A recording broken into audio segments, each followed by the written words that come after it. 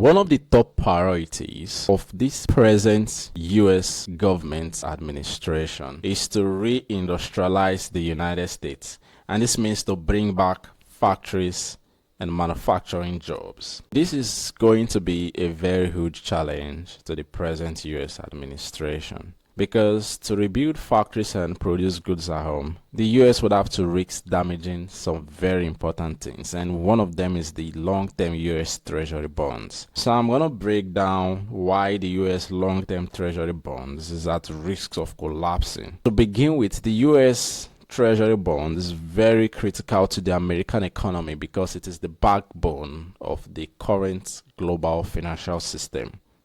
This current financial system began during the 1970s, when the US removed gold from the global monetary system and replaced gold with US Treasury bonds, meaning that the US bond became as good as gold, as a store of value and as a reserved asset. So what then is the US Treasury bonds? Basically, it is an investment vehicle in the form of a loan that countries, businesses, and people give to the US government, and then they get paid back with fixed interest for a particular period of time. So recall that I said the US re-industrializing will put its bond market at risk. What then is the connection between the US industrial economy and its bond market? Let's take a look back at history to get a better understanding. America became the world power during the industrial age because it led the industrial age, but then it began to deindustrialize during the late 19th centuries. And one of the big reasons for deindustrializing was to protect its bond markets from inflation, which was caused by rising income of the US workers. So before I get to the effect of industrialization in the US, which is the rising income and then inflation, remember that inflation decreases the fixed value of investors' returns and interest payments. So therefore, if inflation rises, investors are going to seek better investment alternatives. So that's why the Fed always do try to make sure that they keep inflation as low as possible, because that was good for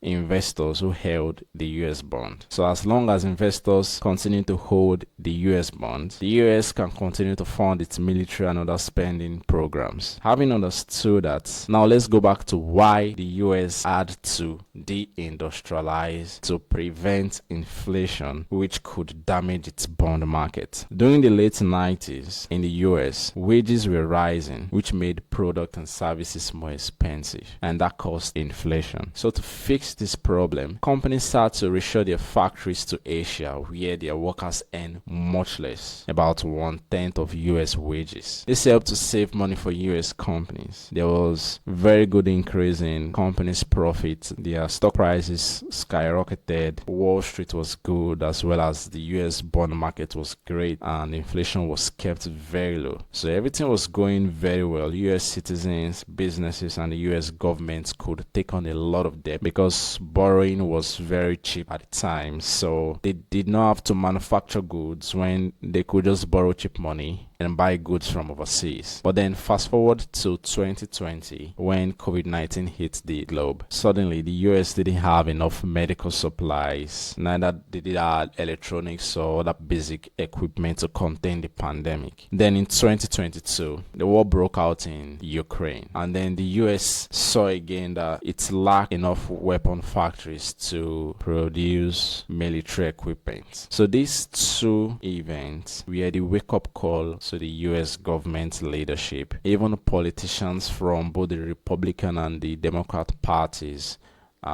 they all campaigned to bring back American manufacturing. So this is what the present administration is trying to achieve. But here's the problem. To rebuild factories in the US citizens will have to deal with high inflation, maybe for years or even decades. And that's going to destroy the value of the long-term US bond. And that's a very big problem, because if the US Treasury bond loses its value, other countries are going to reallocate their capital to either gold and even Bitcoin, and this is going to raise borrowing costs and would lead to a wave of bankruptcies across the United States and the world at large. And here is also something very important to consider. The average US worker earns 3 more times more than the global average. So without a lot of automation and technology, bringing back factories to the United States is not going to be easy. And unless America find a way to balance inflation and its bond market, reindustrialization is going to be sort of catastrophic. So yeah, reindustrializing America sounds great, but it comes with a huge cost that could shake the very system the US economy is built upon.